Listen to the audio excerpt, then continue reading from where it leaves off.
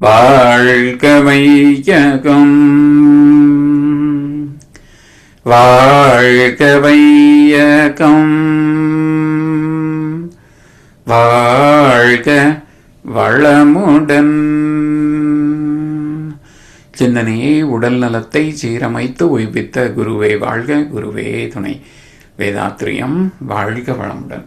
இன்று வரை உலகில் தோன்றிய அனைத்து சித்தர்களும் ஞானிகளும் மகான்களும் மற்றும் வேதாத்திரிய கோட்பாடுகளை அர்ப்பணிப்புணர்வோடு அகிலமெங்கும் உணர்வாக்கி கொண்டிருக்கும் ஞான ஆசிரியர்களின் மதிநுட்பமும் குருவர்களோடு சூக்குமமாய் நம்மை சூழ்ந்திருந்து நாம் உய்வதற்கு துணை நிற்குமாக என்று சங்கல்பித்துக் கொண்டு இன்றைய தவ நிகழ்வை இறைவணக்கம் குருவணக்கத்தோடு நாம் இனிதே துவங்குவோம். இறைவணக்கம் பாட அருள்நிதி ஸ்ரீராம் ஜெயபிரகாஷ் ஐயா அவர்களும், குருவணக்கம் பாட அருள்நிதி பத்மாவதி அம்மா அவர்களும் வாழ்க வளமுடன்.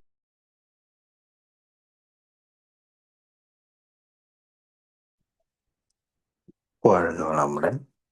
இறைவணக்கம். ஆதியனும் பரம்பொருள்மை எழுச்சி பெற்று அணுவென்ற உயிராகி அணுக்கள் கூடி மோதி இணைந்து இயங்குகின்ற நிலைமைக்கேற்ப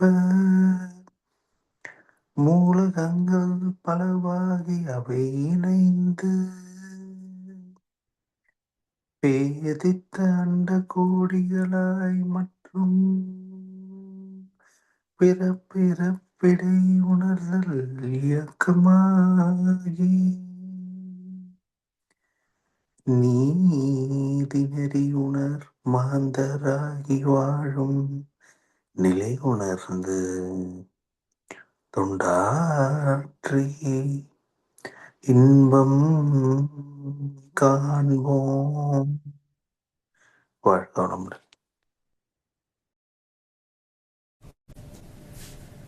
வாழ்க வளமுடன். பத்மாவதி அம்மா உங்களுக்கு பாட வாய்ப்பு இல்லையா? சரி, இப்போ குருவணக்கம் பாட அருள்நிதி ஜமுனா ராணி அம்மா அவர்கள். வாழ்க வளமுடன் அம்மா. வாழ்க வளமுடன். குருவணக்கம்.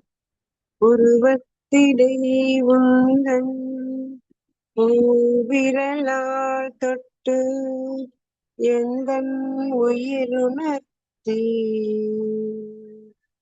உன் செயல்கள் பதிவழி பூர்வ நிலை அறிவறிய துரியம் தந்து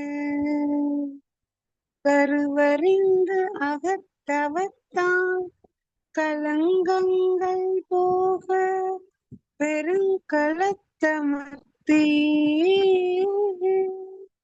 கருத்துடனே விளைவறிந்து ஐந்து புலனையாளும் கலை போதித்து உருவத்தில் உயிரை உயிருக்குள் உள்ள மெய்ப்பொருளை அறிவாய் காட்டி ஒழுக்கத்தால் உலகினையே நட்பு கொள் அன்பு நெறி விளங்க வைத்து திருத்தமிழ் காய கற்பம் சீர்கர்மயோகம் உடற்பயிற்சி தந்து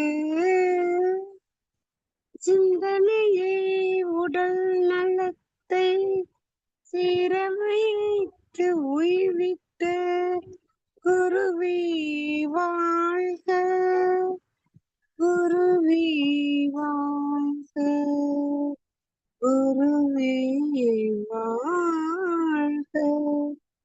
வாழ்க வளமுடன்.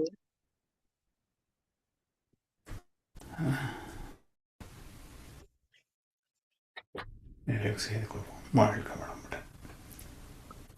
வாழ்க வையகம், வாழ்க வையகம், வாழ்க வளமுடன்.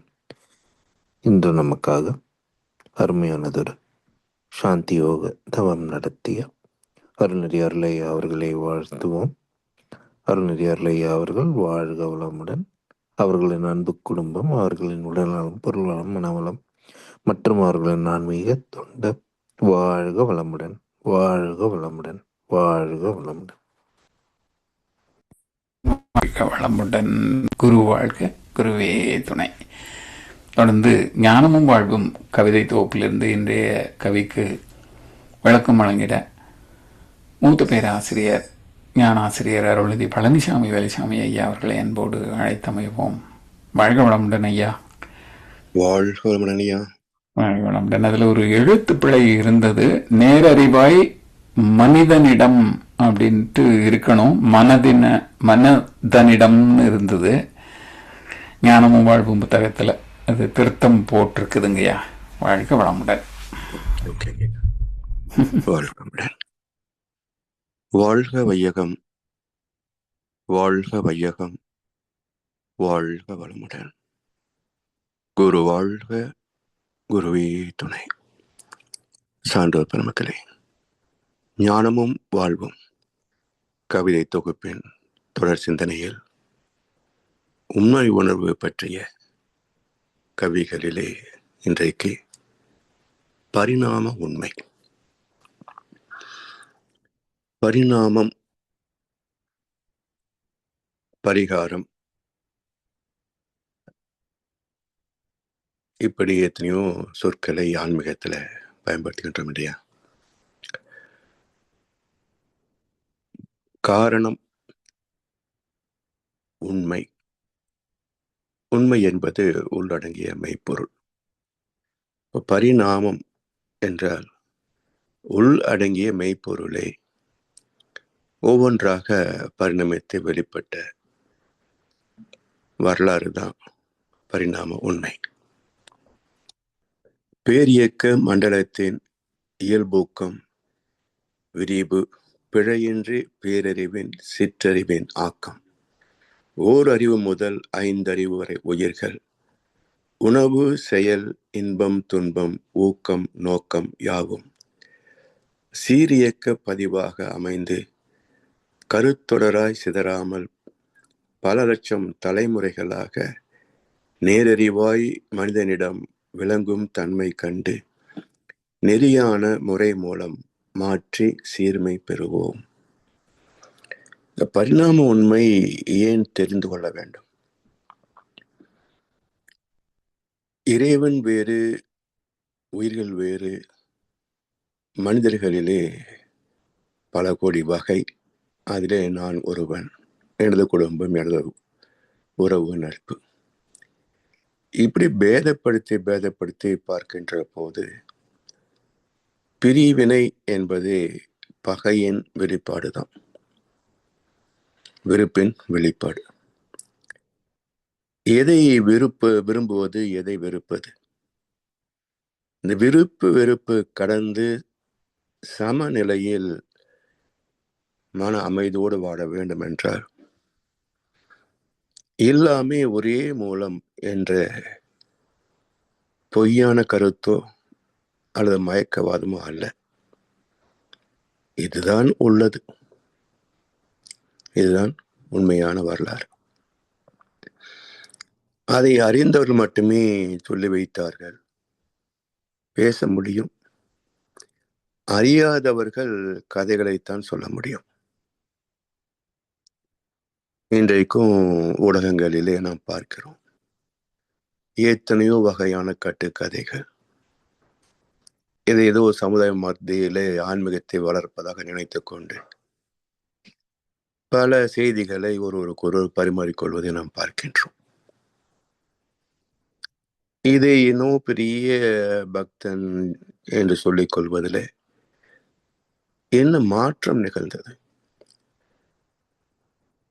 எந்த சிக்கலும் நோயும் இன்றி வாழ்கின்ற பக்தன் யாராவது ஒருவரை காட்ட முடியுமா? இதுவெல்லாம் நமக்கு வாழ்க்கையில எந்த மாற்றத்தையும் தராது என்ற யதார்த்தத்தை புரிந்து கொண்டு, அதுதான் அடிப்படை பரிணாமத்தின் நோக்கமே. தர்மசம் ஸ்தாபனார்த்தாய சம்பவம் யுகே யுகே. எல்லாம் வல்லவனாகவும் எல்லாமே உள்ளவனாகவும் பரிணமித்தவன் மனிதன். அப்ப எல்லாம் வல்ல, எல்லாமே உள்ள மனிதனிடத்திலே குறை எப்படி இருக்க முடியும்? நோய், பிரச்சனைகள், வறுமை. 5 விலங்குகளை விட பல மடங்கு துன்பப்படுகின்ற ஒரே ஜீவன் என்று பார்த்தால் மனித இனம்தான். வேற எந்த ஜீவனும் நாம் பட அவஸ்தைப்படுறதில்லையே. அப்படி என்றால் இந்த 6ஆம் அறிவு என்பதை பெருமை என்று போற்றுவதா அல்லது விபத்து என்று வருந்துவதா? நோக்கம் ஒன்றாக இருந்தாலும் பயன்பாடு வேறாக இருக்கிறது. காரணம் என்னது தேட வேண்டாமா? அந்த தேடல் தோன்றுகின்ற போதுதான் மகான்கள் நமக்கு கை கொடுப்பார்கள். அவர்கள் உணர்ந்த சத்தியங்களை நமக்கு உணர வைத்து வரலாற்று உண்மைகளை எல்லாம் அறிவுக்கு எட்ட வைத்து என்னுடைய நீதியே செயலுக்கு தக்க விளைவு, இதை தவிர வேறு ஒன்றுமே கிடையாது என்பதை விளக்கி சொல்லி அதை மதித்து வாழ்கின்ற வரைக்கும் எந்த வகையிலையும் துன்பங்கள் நெருங்குவதில்லை. அதை அலட்சியப்படுத்தினாலோ முரண்பட்டாலோ துன்பத்திலிருந்து அணுவளவும் தப்ப முடியாது. இதுதானே தெய்வமும் தெய்வ நீதியும். இதை புரிந்து கொள்ள வேண்டும் என்றால் இந்த பரிணாம உண்மைகளை விளக்கி சொல்லக்கூடிய தரமும் திறமும் இருக்கணும். வெறும் மக்கள் அணியாத ஒரு உடையை அணிந்து கொண்டு கற்பனை கதைகளை பேசுவதனால அவர்களுக்கும் லாபம் இல்லை, மக்களுக்கும் மாற்றம் இல்லை. இந்த பரிணாம உண்மை என்ன? அதை உணர்ந்தால் அதுதான் உண்மை உணர்வு. அதுவே ஞானத்தோடு இணைந்த வாழ்க்கை முறை. பேரியக்க மண்டலத்தின் இயல்பூக்கம் விரிவு. பேரியக்க மண்டலம் இயக்கம் தெரியுது, செயல்பாடுகள் எல்லாருக்கும் தெரியுது. ஆனா இந்த பூமி எப்படி இயங்கிக் கொண்டிருக்கிறது என்ற அறிவு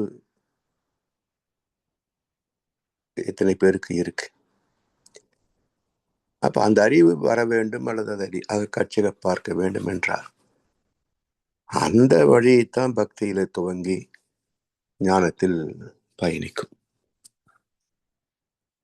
அப்படி உண்மையான குருவின் மூலமாக யதார்த்தமான தெய்வத்தை தன்மைகளையும் தெய்வ நீதியையும் புரிந்து கொள்கின்ற போது பேர் இயக்க மண்டலம், நாம் ஏதோ பெரும் புள்ளிய அது இதுன்னு பேசிக்கிறோமே, இந்த பூமியை விட 19 லட்சம் மடங்கு பெருசு சூரியன். ஆனால் நம்முடைய கண்களுக்கு அது பந்து போல் தெரிகிறது. சூரியனையும் மையம் வைத்துதான் பூமி சுற்றுகிறது. நாம் என்னவோ சூரியன் கிழக்கே உதிக்கிறது, மேற்கே மறைகிறது பேசிக்கிட்டு இருக்கிறோம். அப்ப பூமியை சூரியன் சுற்றுகிறதா? இல்லை, சூரியனை பூமி சுற்றி வருகிறதா? புரியல முடியா. பூமி ஒரு நாளைக்கு ஒரு சுற்று அப்படின்றோம். நாம கண்டுபிடிச்ச காலண்டர் படிதான் பூமி சுத்துதா? இல்லை பூமியின் இரவு பகல் மாற்றத்தை ஒரு நாள் என்று கணக்கிட்டு கொண்டோமா? எல்லாம் எப்படி கல்லுல மோதிட்டு கல் இடிச்சிருச்சுன்னு சொல்றோமோ அதே மாதிரியான மாற்றுரைகள் தானே. அப்ப இதிலெல்லாம் இருந்து நாம் விலகி குறையில்லாத நிறைவான வாழ்க்கை அடைய வேண்டும் என்பதில் யாருக்கும் மாற்று கருத்து இல்லையே. எல்லா பக்தர்களும் அதை நோக்கித்தானே கோவில் கோவில சுத்துறாங்க. அப்போ இதுல மாற்று கருத்து இல்லை. ஆனா அடையவில்லை என்கின்ற போது தேடணும் இல்லை. என்ன தேடுறாங்க? இந்த கடவுள் சரியில்லை, இவரோட சக்தி வாய்ந்த கடவுள் அது, இல்லை இந்த மதம் சரியில்லை, இதை விட அங்க போன எல்லாம் கிடைக்கும். இதுதான் மாற்று வழியா? எனவே உண்மையை அறிந்து கொள்ள வேண்டும். பூமியை சூரியன் சுத்தல, சூரியனைத்தான் பூமி சுற்றுகிறது. அப்போ 19 லட்சம் மடங்கு பெரிய சூரியனே நமக்கு பந்து போல் தெரிகிறதே. இப்ப நாம சூரியன் இருப்பதாக பாவனை செய்து கொள்வோம். 19 லட்சம் மடங்கு சிறிய பூமி எவ்வளவு பெருசு தெரியும்? எவ்வளவு பெருசு தெரியுங்க? புள்ளி கூட தோணாது, புள்ளி கூட இருக்காது. இதுல இவன் பெரும் புள்ளி. இந்த பூமியே புள்ளி இல்லை, இதுல ஒரு மனிதன் இந்த ஏரியாவில் நாங்க தாங்க பெரும் புள்ளி. அட போய், பூமியே புள்ளி கிடையாது, நீ பெரும் புள்ளி இதுல. அப்ப மலைக்கும் வேண்டாம், தொலைக்கவும் வேண்டாம். பேர் இயக்க மண்டலம் இது மட்டுமா?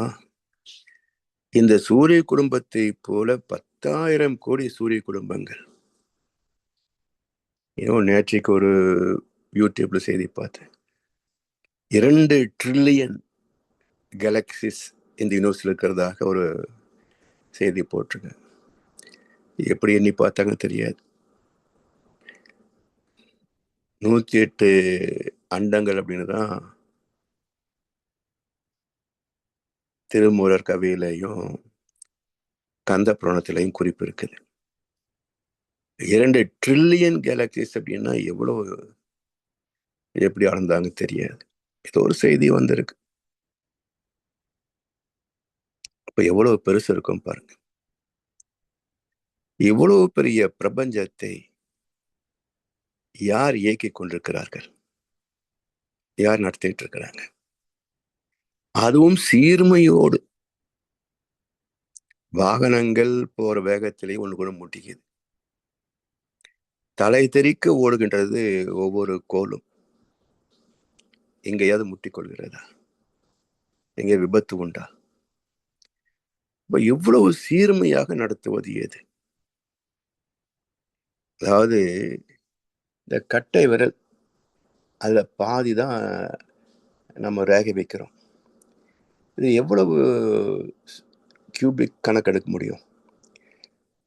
நீங்க ஏஐ கிட்டியோ வேற எந்த மூளைகிட்டியோ கொடுத்து இந்த அளவுக்குள்ள 820 கோடி டிசைன் போடுன்னு சொன்னா யாரால் முடியும்? எதனால் முடியும்? ஆனா அத்தனை டிசைன் போட்டிருக்கான இறைவன். வெறும் கட்டை விரல்ல பாதி. அந்த தசையின் மேல போட்ட டிசைன் 820 கோடிக்கும் மேலாக. இது ஒன்றை யோசிச்சு பார்த்தாலே போதும், இறைவனுடைய ஆற்றல் அளப்பரியது என்பதற்கு வேற ப்ரூஃப் தேவையில்லை. எனவே பேரியக்க மண்டலத்தின் இயல்பூக்கம் விரிவு. அது விரிந்து கொண்டே போகிறது. மூலம் இயல்பூக்கம், இறைத்துகள் இயக்கம். அப்ப பேரியக்க மண்டலம் என்பது இறை துகளும் அதன் இயல்பூக்க விதியையும் தவிர வேற எதுவுமே கிடையாது. அதான் the universe is ever lasting and ever increasing என்கிறது சயின்ஸ். பிரஹ் என்ற சொல்லுக்கு விரிந்து கொண்டே இருப்பது. அதனால் பிரம்மலோகம் என்றது தத்துவம். தத்துவத்தின் உண்மையும் அறிவியல் சொல்கின்ற கருத்தும் ஒன்றுதானே. பிழையின்றி பேரறிவின் சிற்றறிவின் ஆக்கம். பிழையின்றி பேரறிவின் சிற்றறிவின் ஆக்கம். சிற்றறிவின் பயன்பாடு அல்ல, சிற்றறிவின் ஆக்கம். இப்ப பேரறிவு தான் இயக்க ஒழுங்காக வழிநடத்தி கொண்டிருக்கிறது இந்த பிரபஞ்சத்தை, ஒவ்வொரு தனித்த விண்ணையும் ஜீவனையும் மனிதனையும். அந்த பேரியக்க மண்டலத்தின் பேர் அறிவு, பரிணாமம், இயல்பூக்கம், கூர்தலறம். அதிலே வந்த ஜீவனின் அறிவு சிற்றறிவு, நுண்ணுயிர் முதற்கொண்டு மனிதன் வரைக்கும் 5 புலன் சுகங்களை உணரக்கூடிய அறிவு சிற்றறிவு. அதிலே பெறுகின்ற இன்பம் சிற்றின்பங்கள். எனவே பிழையின்றி பேரறிவின் சிற்றறிவின் ஆக்கம் அதனுடைய பரிணாமம். ஓர் அறிவு முதல் 5 அறிவு வரை உயிர்கள். உணவு, செயல், இன்ப துன்பம், ஊக்கம், நோக்கம் யாவும். எல்லா ஜீவன்களுக்கும் உணவு இன்றி இயக்கம் இல்லை. அதே போல பிரசவிக்கின்ற குழந்தை வரைக்கும் எந்த உயிரும் ஜீவனும் பசிக்கு மேல் உண்பது இல்லை. பிறக்கிற குழந்தைக்கு தாய்ப்பால் ஊட்டுகிறோம். வயிறு நிறைந்தவுடன் ஒரு வாய் குடிக்குமா பாருங்க. இந்த பக்குவம் ஏன் தொலைந்து போனது? வளர்ந்த நிலையிலே கண்டதையும் திங்கிறமே, அளவு முறை உண்டா? இந்த பலவீனம் எங்கே வந்தது? குழந்தையில இருந்த வைராகியம் தொலைந்து போய் இந்த பலவீனம் எங்கே வந்தது? சுவையிலேன்னு சொல்லுவோம். தாய்ப்பால் சுவை இல்லையா என்ன? அப்ப இது எல்லாமே பழக்கத்தால் நம்மை நாமே பந்தித்து கொண்ட தேவையற்ற பந்தங்கள், பழக்க வழக்கங்கள். எனவே ஓர் அறிவு முதல் 5 அறிவு வரை உயிர்கள். உணவு, அந்த உணவை பெறுவதற்கான செயல், அந்த உணவை அருந்துவதிலே உணராத நிலையிலேயே இன்பத்துன்பம் உண்டு. 5 அறிவு ஜீவன்களுக்கும் நோய் வந்த வருத்தம் தானே. இன்னும் நம்மை போல சொல்லி அழ முடியாது. ஆனால் கண்ணீர் வருதில்லை ஜீவன்களிலேயும். அப்ப வருத்தம் உணர்வு சொல்லால் வெளிப்படுத்த முடியவில்லையே தவிர உணர்வால் வெளிப்படுத்தும். ஒரு முறை கோவையில மருத்துவ முகாம் போட்டிருந்தாங்க. எங்க ஆபீஸ்ல ஒரு கடைநிலை ஊழியர், சுத்தம் பண்ற ஒருத்தர். அவர்கிட்ட என்ன தவிர யாரும் பேச மாட்டாங்க. ஏன்னா கூட்டுறவங்கிட்ட போய் பேசுறதா ஈகோ. ஸோ அவருடைய கதையெல்லாம் எங்கிட்ட வந்து பேசிட்டு இருப்பார். அப்புறம் ஒரு திங்கட்கிழமை, சார் நேற்றுக்கு மருத்துவ முகாம் போயிருந்தேன் சார். சரி போனா டாக்டர்கிட்ட காட்டினேன். என்ன உடம்புக்குன்னு கேட்டார். அது நீங்கள் தான் கண்டுபிடிக்கணும்னு சொன்னேன். அவர் சீட் எழுதி கொடுத்து இந்த ஸ்டால் போய் பாருங்கன்னார். அங்கே போனால் கால்நடை மருத்துவ முகாம் சார். அந்த டாக்டர் கொழுப்பு பார்த்தீங்களா சார் அப்படின்னு. நான் சொன்னேன், கால்நடைகளை கூட எங்கே வலிக்குது அப்படின்றத உணர்த்தி காட்டும்.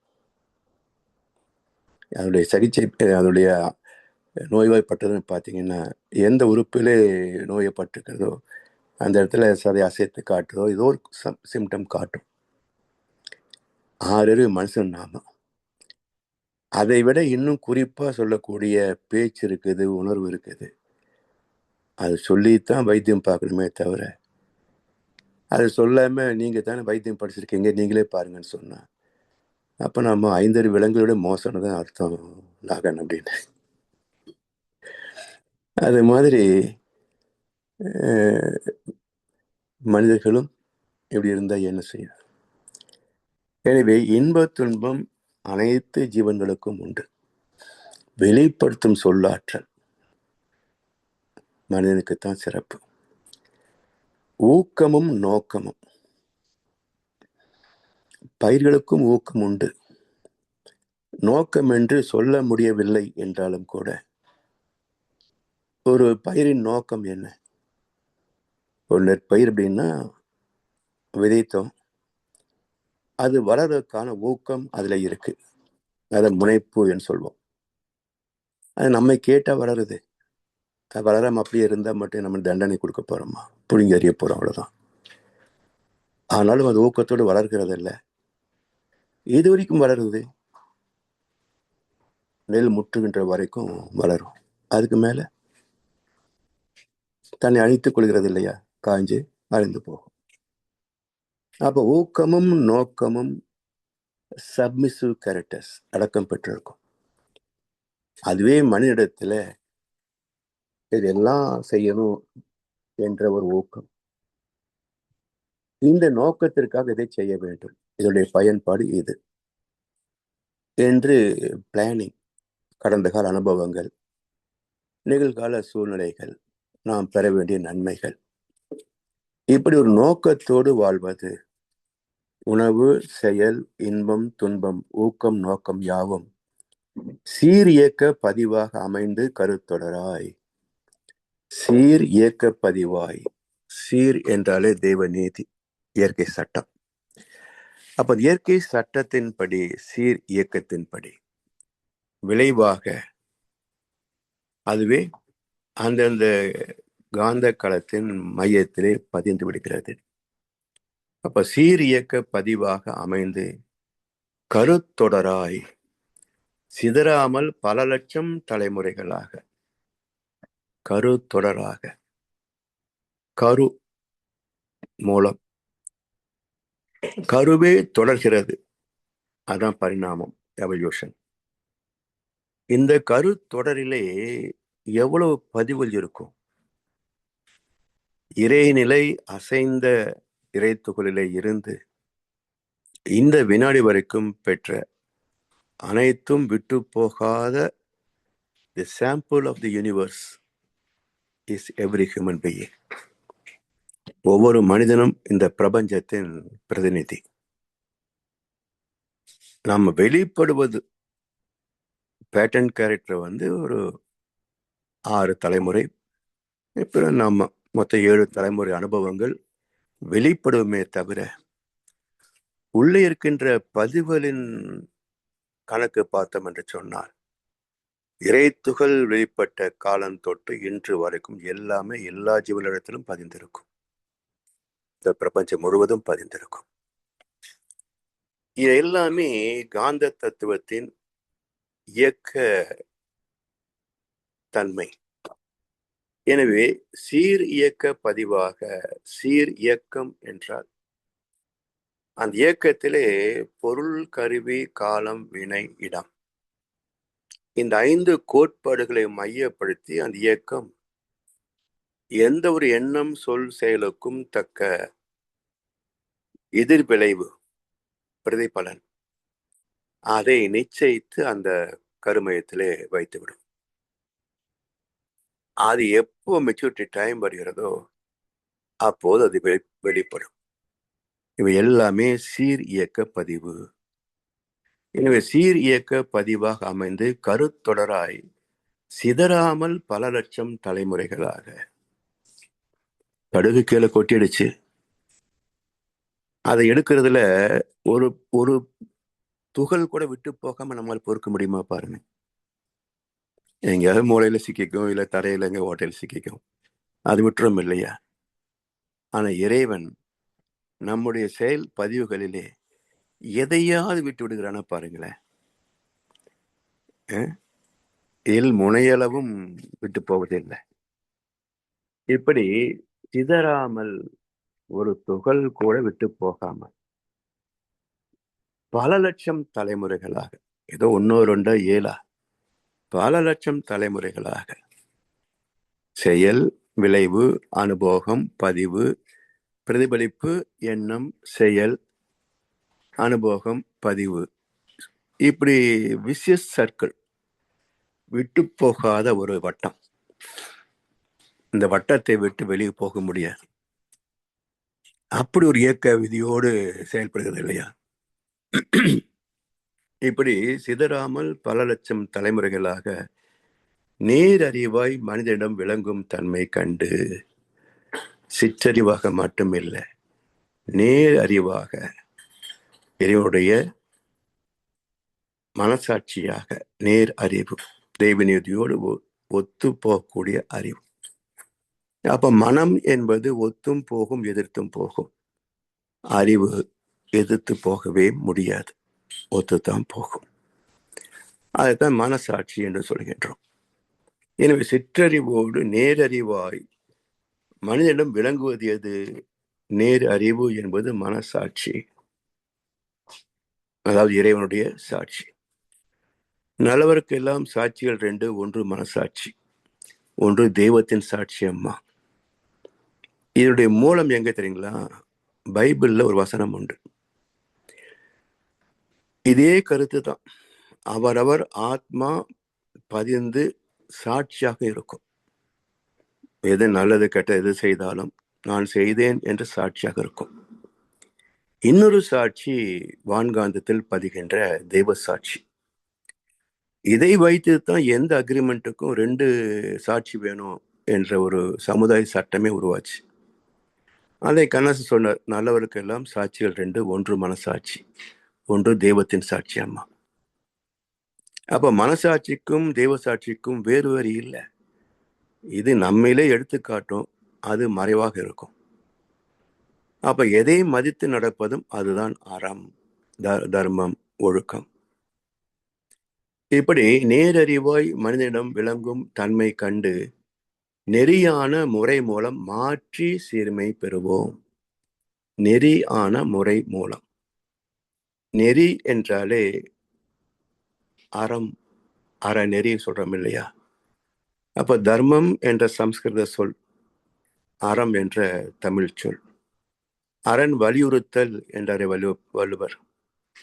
அது போல அந்த அறம் என்ற தெய்வ நீதி, அந்த தெய்வ நீதியோடு இணைந்து ஒத்து வாழ்வது நெறியான முறை மூலம் மாற்றி சீர்மை பெறுவோம். எதை மாற்றுவது?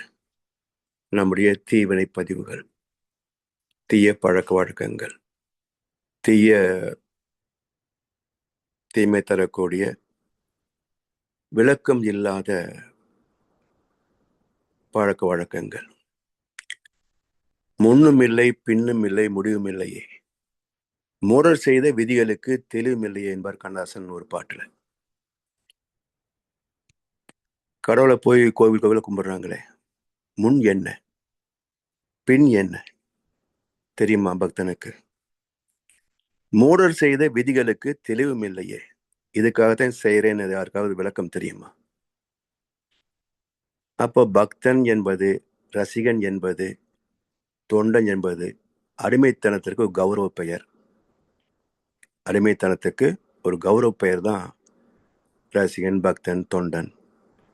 சுய புத்தி உள்ளவன் சொல்லிக்க மாட்டான், சிந்தித்து பார்ப்பான். எது நம்முடைய துன்பத்தை நீக்குமோ அதை தேர்வு செய்து தன்னை மாற்றிக்கொள்வான். அது அறிவுக்கு சிறப்பு. பக்தன் இருக்க வேண்டாம், கடவுளாக மாறணும். ராம பக்தன் இருக்க வேண்டாம், ராமனாக மாறணும். அதுதான் சாஸ்திரங்கள் எடுத்து சொல்லக்கூடிய வாழ்க்கை நெறிமுறைகள். அதுக்கு பேர் தான் அறநெறி. அதனால் மனிதனை தெய்வமாக மாற்றுவதற்காக தோன்றியவைதான் மதங்கள். ஆனால் சாதித்தது என்ன? தெய்வத்தை மனிதனாக்கியது இல்லையா? நோக்கம் மனிதனை தெய்வம் ஆக்குவதற்கு வந்த மதங்கள் சாதித்தது தெய்வத்தை மனிதனாக்கியது. அவ்வளவுதான். ஸோ இதை புரிந்து இதை புறம் தள்ளாமல் யாராவது நன்மையை நோக்கி முன்னேற முடியுமான்னு சொன்னால் நிச்சயமாக யாரால முடியாது. முடிந்ததாக சரித்திரமும் கிடையாது. அதனால் உள்ளதை உணர்ந்து நல்லதை செய்து அல்லதை தவிர்த்து வாழ்வதே நம் கடமை. அறவாழ்வின் நாட்டத்தை சிறப்பிக்கும் என்று சொல்லி வாய்ப்பளித்த செவிமுட அனைவருக்கும் நன்றி பாராட்டி இந்த உரையை நிறைவு செய்கின்றோம். வாழ்க வளமுடன், வாழ்க வளமுடன், வாழ்க வையகம். வாழ்க வளமுடன் ஐயா. அருமை. வாழ்க வளமுடன் ஐயா. சிறப்பாக தொடர்ந்து மகான் கவிகளுக்கு விளக்கம் வழங்கி சீராக நம்மை வழி நடத்தி கொண்டிருக்கும் மூத்த பேராசிரியர் ஞானாசிரியர் அருள்நிதி பழனிசாமி வேலுசாமி ஐயா அவர்களும் அவரது அன்பு குடும்பத்தினரும் அருட்பேராற்றல் கருணையினால் உடல் நலம், நீளாயுள், நிறை செல்வம், உயர் புகழ், மெய்ஞானம் ஓங்கி வாழ்க வளமுடன், வாழ்க வளமுடன், வாழ்க வளமுடன். நன்றிகள் ஐயா. நன்றிம்மா. வாழ்க வளமுடன், வாழ்க வளமுடன். பாடல்கள் பாடி நிறைவு செய்யும் தருணம். வேதாத்திரிய பாடல் பாட அருள்நிதி சூர்யா ஜெயமணி அம்மா அவர்களும், பிரம்மஞான கவி பாட அருள்நிதி ஜானகிராமன் ஐயா அவர்களும், உலக நல வாழ்த்து உலக நல வாழ்த்து பாட அருள்நிதி வத்சலா சேஷாச்சலம் அம்மா. வாழ்க வளமுடன்.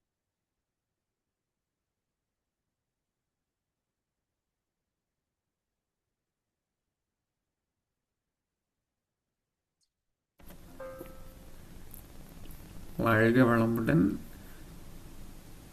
அருள்நிதி சூர்யா ஜெயமணி அம்மா. ஐயா காது ஐயா ஐயா இப்போ கேட்குதுங்களாங்க ஐயா? இப்பதான் கேக்குதா? பாடுங்க. நான் நினைச்சேன். பாடுங்க. ஐயா வாழ்க வளமுடன். வாழ்க வையகம், வாழ்க வையகம், வாழ்க வளமுடன். வேதாத்திரிய பாடல். போரில்லா நல்லுலகம், பொருள் துறையில் சமநீதி, நேர்மையான நீதிமுறை, நில உலகு கோராட்சி, சீர் செய்த பண்பாடு, சிந்தனையோர் வழிவாழ்வு, சிறப்புணர்ந்த பெண் மதிப்பு, தெய்வ நீதி வழிவாழ்தல், திருவிழா தவிர்த்தல், சிறுவர்கட்கே விளையாட்டு, செயல் விளைவு உணர்கல்வி, சீர்காந்த நிலை விளக்கம், பார் முழுவதும் உணவு நீர் பொதுவாக்கல், பல மதங்கள் பல கடவுள் பழக்கம் ஒழித்து உண்மை ஒன்றை தேர்ந்திடுதல். நன்றி. வாழ்க வளமுடன் ஐயா.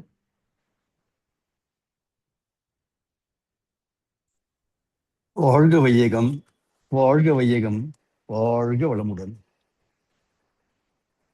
இறைவெளியே தன்னிருக்க சூழ்ந்தழுத்தும் ஆற்றல், இறைவெளியே தன்னிருக்க சூழ்ந்தழுத்தும் ஆற்றல், இதன் திணிவு மடிப்பு விழ சுழலும் நுண்விண்ணாம், இதன் திணிவு மடிப்பு விழ சுழலும் நுண்விண்ணாம், நிறைவெளியில் எழுப்புகின்ற நேரலைகள் காந்தமாம், நிறைவெளியில் எழுப்புகின்ற நேரலைகள் காந்தமாம், மறைபொருளாம் காந்தம் தன்மாத்திரைகள் ஐவகை, மறைபொருளாம் காந்தம் தன்மாத்திரைகள் ஐவகை, மலைக்காதீர்வின் கூட்டம் மாபூதம் ஐந்துமாம், மலைக்காதீர்வின் கூட்டம் மாபூதம் ஐந்துமாம், முறையாய் அக்காந்த அலை மனமாம் உயிர் உடல்களில், முறையாய் அக்காந்த அலை மனமாம் உயிர் உடல்களில்,